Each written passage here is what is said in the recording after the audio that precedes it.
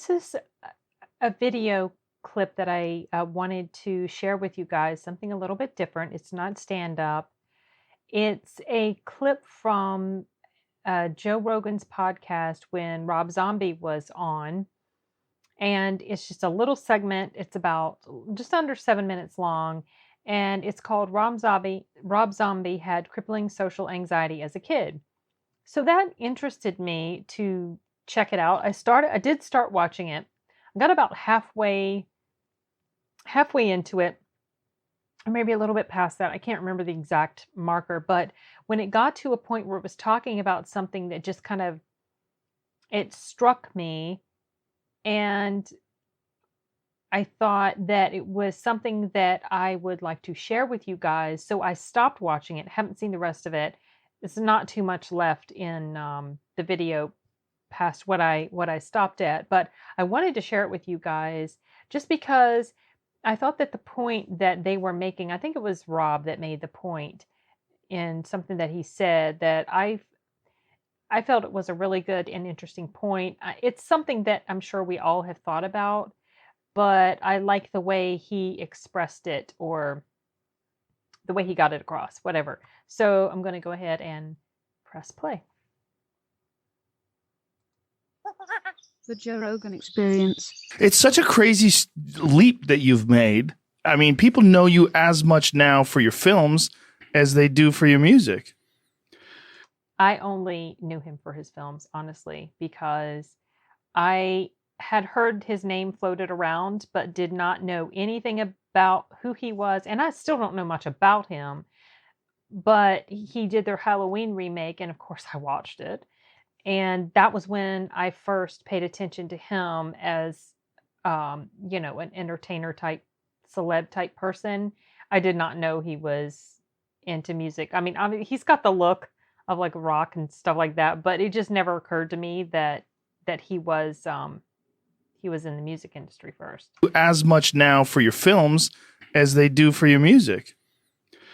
Yeah, pretty much. Especially, I've really noticed that when I'd be like in an elevator, like the music fans, I can pretty much spot them, but like when some guy comes up to me in an elevator, it looks like he's a lawyer or something, which I have to get to grips with that because I'm not, I'm old. Every time a cop comes up to me, like, what does this guy want? I'm like, oh, he's like a fan because he's 30 years younger than me. Yeah. But like, when normal people are like, oh man, I'm so into this or that. Because, I figure like, heavy metal music is very specific, but everybody likes movies. Right. So you can never see spot a the metal fans. fan. Yeah. Yeah. Yeah. I can pretty much spot them. What do you look for? Metal fan? Like what, when you see him, like what's coming your way? Well, it's changed, but now it's always a guy with a shaved head and a long goatee. Dude, that's very nobody similar has to hair MMA fans. Yeah, nobody has hair anymore. It's like, I swear sometimes I'm on stage, the fans are like, what's with the long hair? That's funny. Yeah, right? That was rock and roll, synonymous. Yeah, it's like not anymore. What made you make that leap into horror films?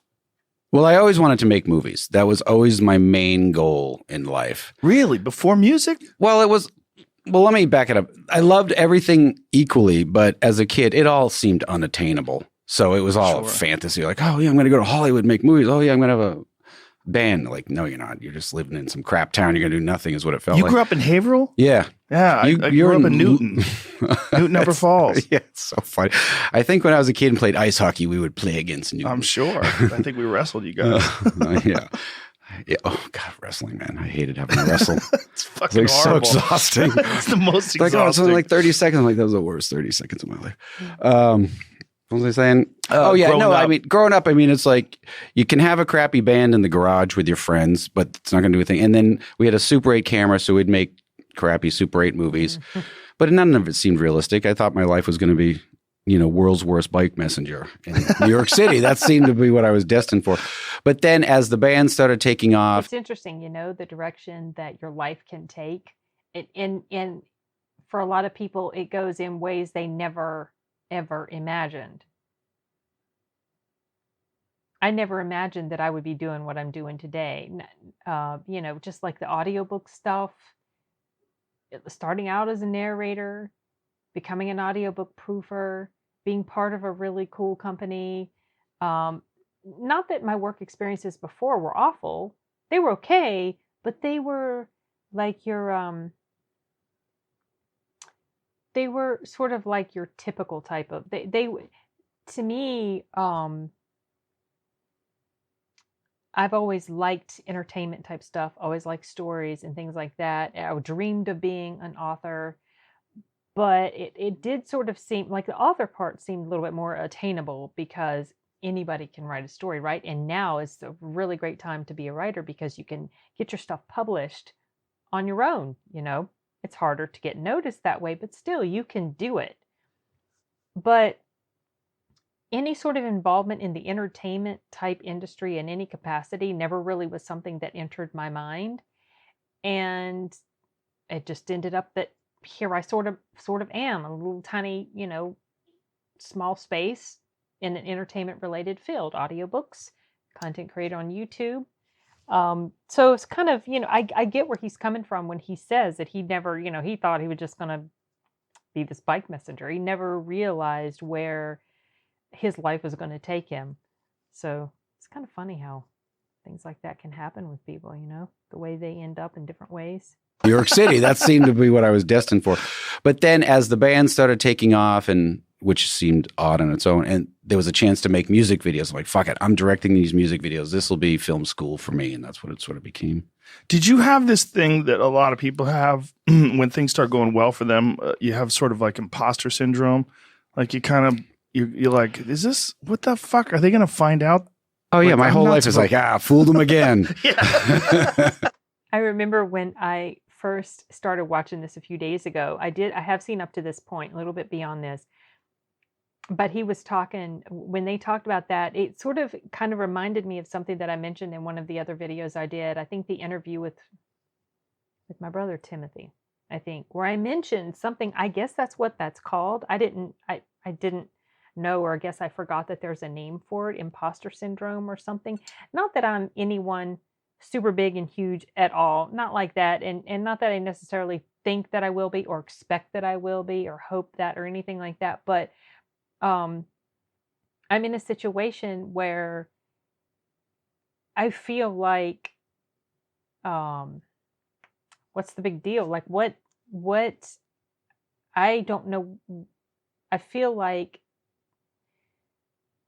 it's going to seem apparent that I don't know anything about anything. I don't know what the heck. I'm just kind of like, and yet at the same time, I am just expressing myself, what I think, how I feel, but it feels like it's not, I don't know. It's really hard to explain. I'm going to have to read into this more, imposter syndrome, but I think that must be what they're talking about. Like they've made something, like they have reached a certain somewhere, and yet they kind of feel like, wait a second, I'm just a joke. Nobody, and people are going to realize I don't know anything. I'm not really all that. But I don't, it's like these weird tricks your mind plays on you, you guys. I don't know how to explain it.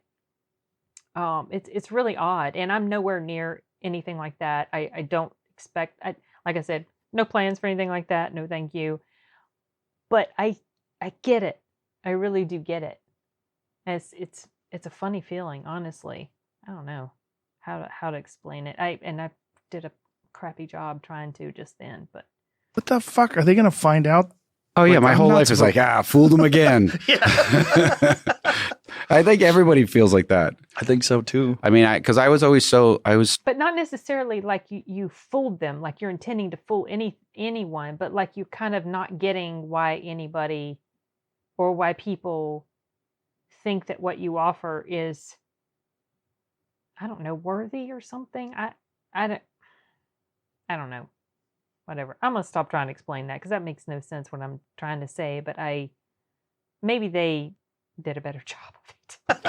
I think everybody feels like that. I think so too. I mean, because I was so shy, and I was so shy I wouldn't even like want to talk to people on the phone when I was a kid because that was too much. Yeah. That one day I realized this is how I realized it one day. Like in high school, I didn't associate with anyone. Like no one remembers me because I was just invisible. But me and my friends were sort of like into punk rock, like in a place where like no one knew what that was. That was just like, and then the day we graduated, we were at like hanging out around McDonald's, and the main asshole jock kid came up who would be your worst enemy. And he started like, hey man, I'm going to college. Where do you guys get like your cool clothes and stuff?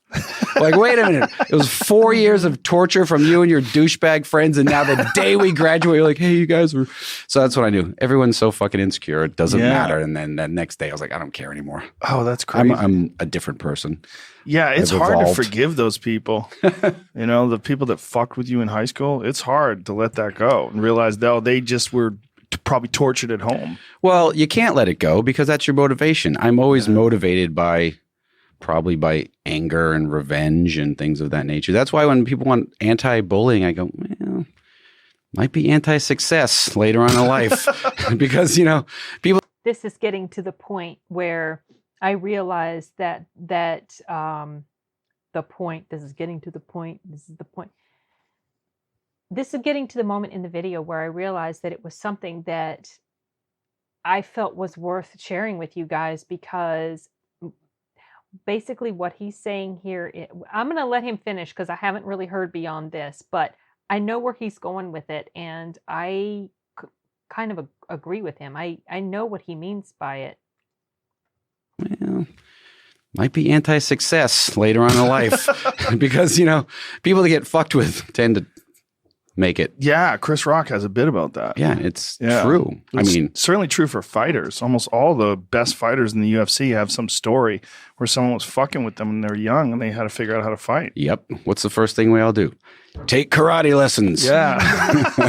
Well, even Chris Rock's bit involves Steve Jobs and a lot of other people. Like, do you not want Microsoft? Like, yeah, no, it's super true. It is super true, and it's also it's interesting that you said that you had social anxiety. So many people that become entertainers also had some form of social anxiety when they're young.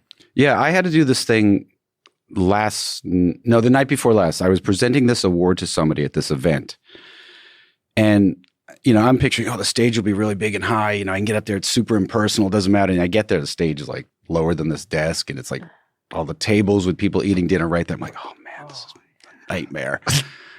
I can't do this. Yeah. You know, because you have to sort of be normal. I used to freak out when I had to talk to bank tellers.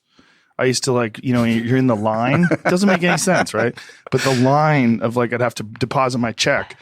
And I'd be in the line. I'm like, 4 more people, and I got to talk. I totally know that feeling. Fuck, it's so crazy. I was like that with my own, not my family that lived in the house, but if like an uncle came over, I'm like, I can't deal with dealing. Talking to Uncle Bill. I'll be upstairs. Call me when he leaves. Yeah, and then it's crazy that a guy like you winds up singing in front of fucking thousands of people, playing guitar in front of thousands of people. I wish I could play guitar, but I will sing in front of the people.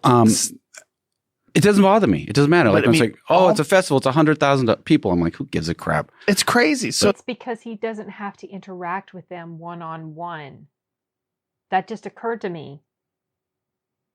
Because I was thinking when they were talking about how, you know, you're performing, and I was like, yeah, that's like, why, how does he feel that he can do that? But he's got this anxiety about interacting one-on-one. And I get that too. I have a little bit of that. It's not crippling.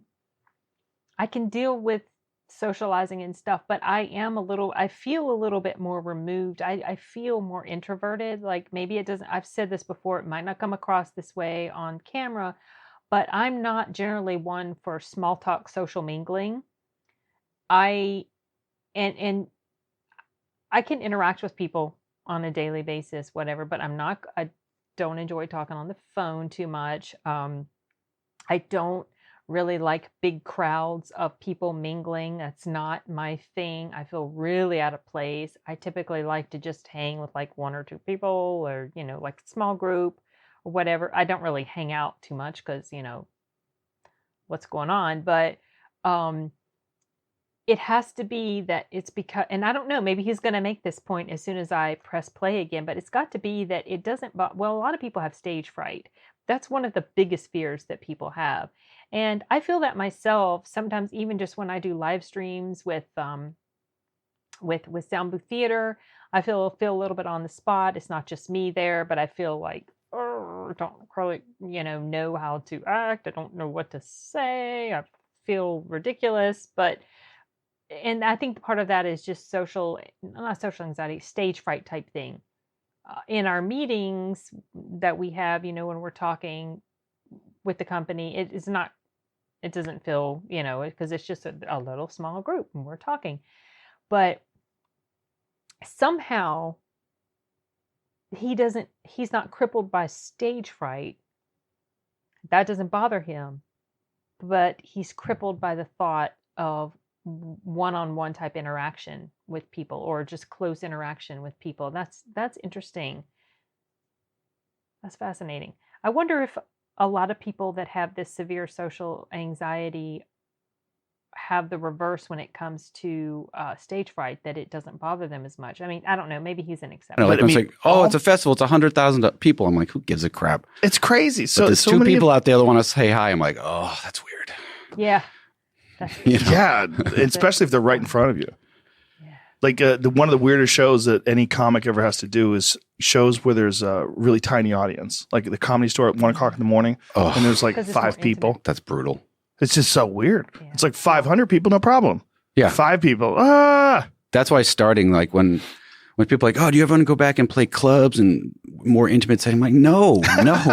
I want the shows to be bigger, as impersonal as humanly possible, because I hated playing clubs and the people like right in front of you, like doing that. That's like, the best. You're like, I know we do kind of suck, but can't you just go with it?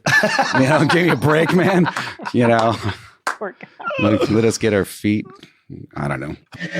I get it. That's interesting. Yeah. I personally feel like I would be just as petrified up on a stage in front of 50,000 people as I would on a stage in front of 5 people, if you had to perform and stuff like that. But it's one of the reasons why I hesitate to do things like live streaming, because I feel like a little bit of stage fright kicking in. I did do live streaming the one time on election day when I did the game. I played the game Gabriel Knight. I didn't very successfully play the game, but it ended up being not so bad. It wasn't nearly as intimidating as I thought it would be. It just felt like a nice little conversation with friends. So I don't know. I do plan to do more of that sort of thing. But getting back to what he was talking about, the how he's not necessarily a fan of anti-bullying. And so on the surface, when you think about things like anti-bullying campaigns and stuff like that, it has good intentions. It's got good motivations. You want to protect people from awful people. The flip side of that, and the tricky side of that, is a lot of times that is what shapes people into the success that they often become later in life. Also, the flip side of that is that a lot of times this horrible bullying and mistreatment when someone is in their younger years turns them into a monster.